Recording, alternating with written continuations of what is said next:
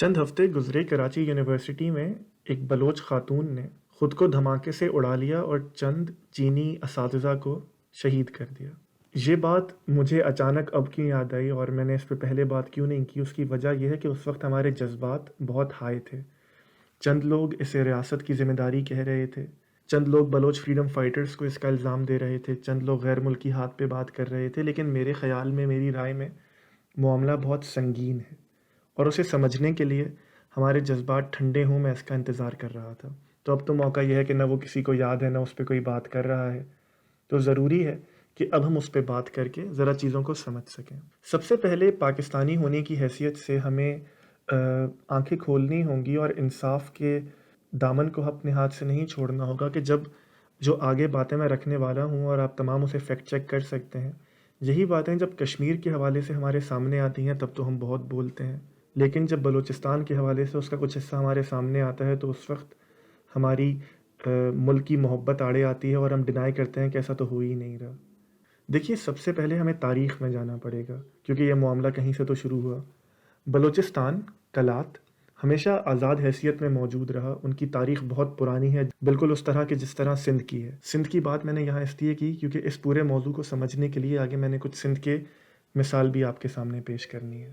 تو اگر ہم تاریخ میں جائیں اور اس کے متعلق ایک مختصر تھا آرٹیکل میں اس ویڈیو کی ڈسکرپشن میں ایڈ بھی کر دوں گا، تو جو پڑھنا چاہے وہ پڑھ سکتا ہے کہ بلوچستان نے شروع میں پاکستان سے الحاق کرنے کو منظور نہ کیا۔ ان کی اسمبلی نے، خان آف کلات نے، اور انہوں نے اپنی انڈیپینڈنٹ حیثیت برقرار رکھنے کی کوشش کی، لیکن مذاکرات کے بعد انہوں نے پاکستان میں شمولیت اختیار کر لی۔ تو جب ایک اتنی بڑی ریاست، اتنے زمینی وسائل سے مالا مال ریاست جب پاکستان کو جوائن کرتی ہے تو اصولی طور پہ تو یہ ہونا چاہیے تھا کہ پاکستان اسے سیلیبریٹ کرتا، ان سے جو وعدے کیے تھے انہیں پورے کرتا، ان کے حقوق ادا کرتا۔ جب انہوں نے پاکستان سے الحاق کر لیا، اس کے اگلے مہینے ہم نے بلوچستان میں فورسز بھیجیں، پاکستان کا پہلا مارشل لاء ہم نے بلوچستان میں لگایا، اور جن صاحب نے، خان آف کلات نے ہمارے ساتھ جوائن کیا تھا، ہم نے انہیں گرفتار کر لیا۔ تو پہلے دن سے جس طرح بنگلہ دیش جو بعد میں بنا، ایسٹ پاکستان میں ہمیں زبان کی نفرت کی بنیاد رکھ دی تھی، وہیں بلوچستان میں ہم نے یہ بنیاد رکھ دی۔ اور یہیں پہ ایک نقطہ بہت سمجھنے کا ہے کہ شیخ مجیب الرحمان جو مسلم لیگ کے ہیڈ تھے ایسٹ پاکستان اور اب کے بنگلہ دیش میں، وہ بعد میں پاکستان کے مخالف ہو گئے اور پاکستان سے انہوں نے الگ ہونا بہتر سمجھا۔ پھر سندھ کی طرف دیکھیے تو سائیں جی ایم سید جو مسلم لیگ کے سندھ کے سربراہ تھے اور مسلم لیگ کی طرف سے اسمبلی میں سندھ کی پارٹیشن سے پہلے قرارداد انہوں نے منظور کی تھی اور انہوں نے پیش کی تھی۔ پاکستان بننے کے فوراً بعد وہ پاکستان کے مخالف ہو گئے اور زندگی بھر جد و جہد کرتے رہے کہ سندھ کو سندھو دیش کی حیثیت سے آزاد کر دیا جائے۔ بلوچستان کا معاملہ میں آپ کے سامنے رکھ چکا۔ تو ہم سب کو تاریخ کے طالب علم کی حیثیت سے یہ دیکھنا چاہیے کہ ہم نے کیا غلطی کی۔ ہم نے فیڈریشن کا وعدہ ان سے کیا تھا۔ فیڈریشن یہ ہوتا ہے کہ آپ داخل ہو جائیے، نہ آپ کی آئیڈینٹی ختم ہوگی، نہ آپ کے حقوق کو سلب کیا جائے گا، لیکن پہلے دن سے ہماری ریاست نے وہ کیا۔ دوسری چیز جو بہت اہم ہے وہ ہے آئیڈینٹی۔ میجورٹی پاکستان کو پاکستانی آئیڈینٹی وہ لوگ بائی کرتے ہیں، کیونکہ، اور جب میں میجورٹی پاکستان کہتا ہوں تو میں تقریباً پنجاب کی بات کرتا ہوں، کیونکہ اصل میں تو بٹوارہ پنجاب کا ہوا تھا اور بنگال کا ہوا تھا۔ تو جو پنجاب کی آئیڈینٹی کیری کرتے تھے، جو خود کو پنجابی بلڈ اور وہ کیری کرتے تھے تمام چیزیں، وہ تو انڈیا میں رہ گئے۔ تبھی آپ دیکھیے کہ وہاں پنجابی موویز بھی بنتی ہیں، پنجابی شناخت بھی آپ کو جا بجا نظر آتی ہے۔ پاکستان کے پنجابیوں نے اپنی شناخت کو پاکستان کی شناخت میں املگمیٹ کر دیا، لیکن سندھ کا یہ معاملہ نہیں ہے، لیکن بلوچستان کا یہ معاملہ نہیں ہے، لیکن خیبر پختونخوا کا یہ معاملہ نہیں ہے، اور یہی معاملہ کشمیر کا بھی نہیں ہے۔ تبھی دیکھیے کہ سندھ میں آج بھی جب یہ بات ہوتی ہے کہ سندھ کو صوبہ بنا دیا جائے تو اتنا غصہ ہوتا ہے۔ عام شہری لوگ یا سندھ کے باہر کے لوگ یہ سمجھ نہیں پاتے کہ ایک صوبے کی بنیاد پہ اتنا غصہ کیوں۔ تو غصہ اس پہ ہوتا ہے کہ وہ جو ان کی ماں ہے، جو آپ انڈین موویز میں بھی دیکھتے ہوں گے، دھرتی ماں، کیونکہ انڈیا کا سارا کلچر تو سندھ سے ہے، انڈس ویلی سویلائزیشن سے پورا انڈیا ہے، وہیں سے بھارت ہے، وہیں سے یہ سارا کلچر ہے۔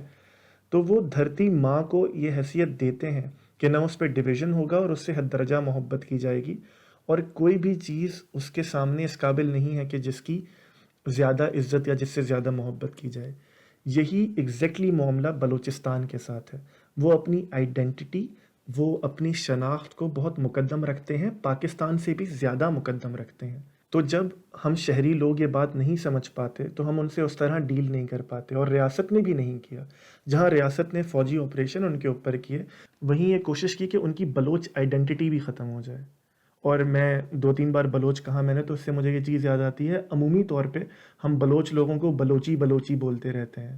بلوچی ان کی زبان ہے، وہ خود کو بلوچ کہتے ہیں، اور اگر آپ کسی بلوچ کو بلوچی کہیں تو وہ اس کا بہت برا مانتا ہے۔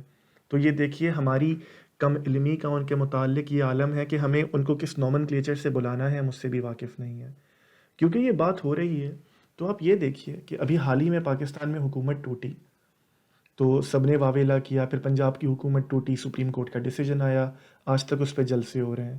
یہ تمام عمل ہونے سے پہلے بلوچستان کی حکومت ٹوٹ گئی، وہاں وزیر اعلیٰ تبدیل ہو گیا، اور پی ٹی آئی کی وفاقی حکومت سے پہلے مسلم لیگ نون کی حکومت میں وہاں 3 بار وزیر اعلیٰ تبدیل ہوئے، کسی کو کانوں کان خبر بھی نہیں ہوئی۔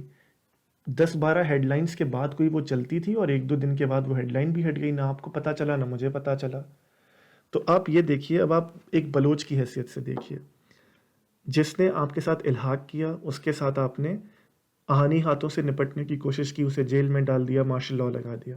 پھر آپ نے یہ کوشش کی کہ وہ لوگ جو اپنی آئیڈینٹی کو بہت سیریس لیتے ہیں، انہیں آپ نے ان کی آئیڈینٹی رکھنے کی اجازت نہیں دی۔ اور پھر میڈیا کوریج کا یہ حال ہے، یا ہماری معلومات کا یہ حال ہے کہ وہاں کچھ بھی ہوتا رہے ہمیں فرق ہی نہیں پڑتا، ہمیں پتہ بھی نہیں چلتا۔ آج اپنے دل پہ ہاتھ رکھیے اور بتائیے کہ بلوچستان کا وزیر اعلیٰ کون ہے، بلوچستان کا گورنر کون ہے، بلوچستان کے اصل میں مسائل کیا ہیں۔ اور کیونکہ یہاں میں نے پہلے آئیڈینٹی کی بات کی، تو ایک انٹرویو میں نے کیا تھا کینیڈا میں، مکین ایک سندھی نیشنلسٹ ہیں، میکس میمن ان کا نام ہے، وہ انٹرویو میں یہاں پلگ ان ضرور کروں گا۔ تو اگر آپ یہ بلوچ، سندھی، پختون آئیڈینٹی سمجھنا چاہتے ہیں، اور سمجھنا چاہتے ہیں کہ وہ پاکستان کو ایک حد کے بعد کس طرح دیکھتے ہیں، تو وہ انٹرویو آپ کی بہت مدد کرے گا۔ پھر نہ صرف میڈیا کوریج انہیں مناسب نہیں ملتی، نہ صرف ہم ان کے بارے میں نہیں جانتے، ان کو ان کے ریسورسز بھی صحیح طرح نہیں ملتے۔ ابھی چند روز آپ نے پہلے دیکھا ہوگا کہ ڈیرہ بگٹی سے کچھ تصویریں آئی تھیں کہ بچے پانی نہ ہونے کی وجہ سے پیاس سے مر رہے تھے۔ ہم میں سے کس کو یہ پتہ چلا یا کس کو فکر ہے؟ ہم جب اپنی ڈیبیٹس کرتے ہیں تو آپ مجھے بتائیے نا، پنجاب کی بات ہوتی ہے، اکنامکس کی بات ہوتی ہے، تمام باتیں ہوتی ہیں، کبھی آپ نے سنا ہے ہماری سیاسی ڈیبیٹ میں کہ بلوچستان کا ذکر ہو رہا ہو؟ کبھی آپ نے یہ دیکھا ہے کہ ان کے الیکشنز کی بھی اتنی ہائپ بنے، یا ادھر کون امیدوار جیت رہا ہے یا ہار رہا ہے اس کی ہائپ بنے؟ کبھی نہیں دیکھا ہوگا، کیونکہ میڈیا اسے کور نہیں کرتا۔ پہلی بات، وہ اس لیے بھی کور نہیں کرتا کیونکہ دیکھنے والوں کا انٹرسٹ نہیں ہے۔ اگین پھر ایک بلوچ کی لینس سے دیکھیے کہ اس کی بات بھی آپ تک نہیں پہنچ رہی، وہ کیا کہنا چاہتا ہے وہ آپ تک پہنچ ہی نہیں رہا۔ پھر آپ کوئٹہ کے علاوہ کسی بھی بلوچستان کے علاقے میں چلے جائیے، آپ کو گیس نہیں ملے گی، آپ کو پانی نہیں ملے گا، آپ کو ہیلتھ فیسلٹیز نہیں ملیں گی، آپ کو روڈز نہیں ملیں گے، آپ کو ہسپتال بیسک لیول کے بھی نہیں ملیں گے۔ اور طرفہ تماشا یہ ہے کہ ہمارے گھر میں جو گیس آتی ہے ہم اسے سوئی گیس کہتے ہیں۔ پورے پاکستان کو بلوچستان کا ایک علاقہ سوئی گیس فراہم کرتا ہے، اور ہم انہیں گیس نہیں دے سکتے، یا ہم نے انہیں گیس نہیں دی۔ تو اگین ایک بلوچ کی نظر سے دیکھیے، آپ نے اس سے اس کی آئیڈینٹی چھین لی، آپ نے اس سے اس کے بڑے لوگ چھین لیے، آپ نے اس کو اپنے ملک میں شامل کیا اور مارشل لاء لگا دیا۔ آپ اس کی بات نہیں کرتے، میڈیا میں اس کی بات نہیں ہوتی، چلو کھانے کو تو دو، وہ بھی جو اس کے پاس سے نکل رہا ہے، ہماری ریاست، ہماری اسٹیبلشمنٹ اسے وہ بھی دینے کو تیار نہیں ہے۔ پھر ہم سیاست کی طرف دیکھیں تو بلوچستان میں شروع سے سیاست میں الیکشنز مینیج ہوئے ہیں، کون وزیر اعلیٰ بنے گا، کون الیکشن میں کہاں جیتے گا، کس کی حکومت آئے گی، ہمیشہ پاکستان کی اسٹیبلشمنٹ اس کے فیصلے کرتی ہے۔ ہمیشہ پاکستان کی جو مقتدرہ ہے وہ یہ فیصلہ کرتی ہے کہ کس کی حکومت آئے گی، کس کی حکومت نہیں آئے گی۔ تبھی آپ دیکھیے نا، مین اسٹریم پارٹیز جو ہیں وہ بلوچستان میں جاتی ہی نہیں ہیں، وہ بلوچستان میں جلسے ہی نہیں کرتی، وہ بلوچستان میں کیمپین ہی نہیں کرتی۔ اور آخری بات جو اس پورے مسئلے کے بابت مجھے لگتی ہے وہ یہ کہ ہم اپنی طرف سے بھی ڈسکرمنیشن کرتے ہیں جو باقی پاکستانی ہیں، کیونکہ ہم اس خطے کو اتنا سمجھتے نہیں ہیں، تو ہماری طرف سے بس، اور ہم نے تاریخ کیونکہ نہیں پڑھی تو ہمیں لگتا ہے کہ بس یہ لوگ تو بے وجہ پاکستان کے مخالف ہیں، یہ لوگ تو انڈیا سے فنڈنگ لیتے ہیں، یہ لوگ تو باہر سے فنڈنگ لیتے ہیں، کیونکہ یہی وہ باتیں ہیں جو ہمیں بتائی گئی ہیں، اور پھر ہم ایک حد کی ڈسکرمنیشن کرتے ہیں۔ میں آپ کو ایک چھوٹا سا واقعہ بتاؤں کہ ہم جب ماسٹرز کر رہے تھے پاکستان سے باہر، تو ہمارا گروپ تھا دوستوں کا، اس میں چند لوگ پنجاب سے تھے، میں سندھ سے ہوں، کچھ لوگ بلوچستان سے تھے۔ تو وہ بلوچستان والے اتنے بھرے ہوئے ہیں اور پڑھے لکھے لوگ جو یہاں بیرون ملک ماسٹرز کر رہے ہیں، خاص طور پہ ہمارے پنجابی دوستوں سے، تو وہ کہتے تھے کہ تم نے ہمارے ساتھ اچھا نہیں کیا، یہاں ظلم ہوا، وہاں ظلم ہوا. تو جو ہمارے پنجابی دوست تھے وہ کہتے تھے کہ یار تم ایسی باتیں کرتے ہو، کہاں ظلم ہوتا ہے پاکستان میں، کہاں ڈسکرمنیشن ہوتی ہے. تو میں نے ان سے یہ عرض کیا تھا کہ دیکھو، ایک تو تم پنجاب میں رہنے والے، پھر تم سینٹرل پنجاب لاہور میں رہنے والے، پھر تم مسلمان، اس کے اوپر تم سنی، اس کے اوپر تم مرد، اور اس کے اوپر تمہارے پاس پیسے بھی ہیں. تو جہاں جہاں جس جس لیول پہ ڈسکرمنیشن ہمارے ملک میں ہوتی ہے، تم اس میں سے کسی بھی چیز میں فال نہیں کرتے. تو تمہیں اس کا اندازہ ہوگا ہی نہیں کہ جو ڈسکرمنیشن ہمارے ساتھ، ہمارے قومی اداروں کی طرف سے ایک ایک خطے کے ساتھ، کچھ لوگوں کے ساتھ کی جاتی ہے. اور یہ پہلی بات نہیں ہے. پاکستان میں جب پاکستان کی آزادی کے بعد پہلا امریکہ سے ایک امداد آئی، وہ کچھ ٹوائلٹریز تھیں، کچھ باتھ روم کا سامان تھا. تو کیبنٹ میں جب یہ فیصلہ ہو رہا تھا کہ کون سی چیز کہاں جانی چاہیے، تو کچھ بنگالی وزراء نے کہا کہ اس میں سے کچھ چیزیں ہمیں بھی دے دیں. تو یہ نیشنل اسمبلی کے آرکائیوز میں موجود ہے، جا کے پڑھ لیجئے. ایک وزیر نے، ویسٹ پاکستان کے وزیر، جو آج کا پاکستان ہے، ایسٹ پاکستان جو آج کا بنگلہ دیش ہے، اس کے وزیر سے کہا کہ تم کیا کرو گے یہ ٹوائلٹ کی چیزیں لے کے، تم تو کیلے کے جھاڑ کے پیچھے جا کے اپنی حاجت تمام کر لیا کرو. تو یہ رویہ ہمارا آج سے نہیں ہے، شروع سے ہے. اب جب مسئلے اتنے سنگین ہوں، جب مسئلے آئیڈینٹی سے لے کر، پیٹ سے لے کر، ڈسکرمنیشن سے لے کر، تاریخ سے لے کر تمام ہوں، تو غصہ تو ہوگا جو ہے. اور ایسے موقعوں پہ اگر جو آپ کی جغرافی حدود کو نہیں مانتا، کوئی بھی ملک اگر وہ پیسے دے رہا ہے، اگر وہ ایسا کوئی معاملہ کر رہا ہے، تو وہ تو کرے گا، کیونکہ اس حیثیت میں تو وہ دشمن ہے. یہ مسئلہ اندر سے آپ نے صحیح کرنا ہے. آپ دیکھیے نا، یہی پیسے کراچی میں، اسلام آباد میں، لاہور میں، ادھر کیوں نہیں چلتے؟ ادھر اس طرح کی آزادی کی تحریکیں کیوں نہیں اٹھتی؟ کیونکہ ان کے یہ مسائل نہیں ہیں. آزادی کی تحریک یا ویکیوم وہیں پیدا ہوتا ہے کہ جہاں پہ دکھ ہو، جہاں پہ تکلیف ہو، جہاں پہ ناانصافی ہو. کوئی اعتراض کرنے والے اعتراض کر سکتے ہیں کہ بھائی کہ ریاست تو سب دیتی ہے، جو بلوچ ٹرائبل چیفز ہیں وہ ان تک، بلوچ عوام تک چیزیں نہیں پہنچاتے، ان تک فیسلٹیز نہیں پہنچاتے. تو آپ بے نظیر صاحبہ کی شہادت کا واقعہ یاد کریں. میں خود سندھ سے ہوں، میں نے دیکھا تھا میرے اپنے رشتہ داروں کو 15 دن بعد بتایا گیا کہ بے نظیر صاحبہ شہید ہو گئیں، کیونکہ وہ اس کی تاب نہیں لا سکتے تھے. میرے کتنے جاننے والوں کو ہارٹ اٹیک ہوا تھا، میرے چند جاننے والوں نے خود کو آگ لگا لی تھی. یہ اچھا تھا یا برا، میں اس پہ بات نہیں کر رہا، میں صرف بتا رہا ہوں کہ اپنے لیڈر سے، جو خاص طور پہ آپ کی شناخت کو کیری کرتا ہو، اس طرح کی محبت ہوتی ہے سندھ میں، بلوچستان میں، KPK میں. اس وقت پاکستان واقعی اس برنک پہ تھا کہ سندھ کے لوگ کہہ رہے تھے کہ ہمیں پاکستان کے ساتھ نہیں رہنا. پنجاب نے اور یہاں کی اسٹیبلشمنٹ نے ہمیشہ ہمارے ساتھ یہی کیا، اور تاریخ یہ بتاتی ہے. اس وقت زرداری صاحب کا یہ نعرہ کہ پاکستان کھپے، پاکستان چاہیے، اس کی سگنیفیکنس شاید عام پاکستانی، پنجاب میں رہنے والا پاکستانی نہ سمجھ سکے. لیکن جب آپ ادھر ٹرائبلز کی طرف آتے ہیں تو آپ اس کی بہت اہمیت جانتے ہیں. یہ اگزامپل دینے کی وجہ یہ تھی کہ جو بکٹی ہیں، یہ جو مری ہیں، یہ جو مکسی ہیں، یہ جو زرداری ہیں، جو بلوچ قبائل ہیں، اگر یہ نہ ہوں تو بلوچستان کی عوام شاید پاکستان کے ساتھ کوئی تعلق نہ رکھے. یہ وہ لوگ ہیں، یہ مینگل قبیلہ ہے، یہ مکسی قبیلہ ہے، یہ بکٹی قبیلہ ہے، جنہوں نے پاکستان کے ساتھ آپ کو جوڑ کے رکھا ہوا ہے. تبھی دیکھیے نا، اختر جان مینگل بار بار پارلیمنٹ میں اپنا دکھڑا روتے ہیں. کوئی کہہ سکتا ہے کہ وہ ہر پولیٹیکل پارٹی کے ساتھ حکومت میں ہوتے ہیں، تو وہ کیا کریں؟ اگر وہ یہ نہ کریں تو ان کے پاس کچھ بھی نہ پہنچے، اور اس کا اتنا بڑا ریوولٹ ہوگا کہ ہم سب سوچ بھی نہیں سکتے. اگین مسئلہ وہ ہے کہ ہم شہر میں رہنے والے ان چیزوں کی حساسیت کو دیکھ نہیں پاتے. ہمیں سمجھ نہیں آتا کہ یہ اپنی آئیڈینٹی کیا ہوتی ہے. ہم تو پاکستانی ہیں، لیکن ہر کوئی ایسے نہیں سوچتا.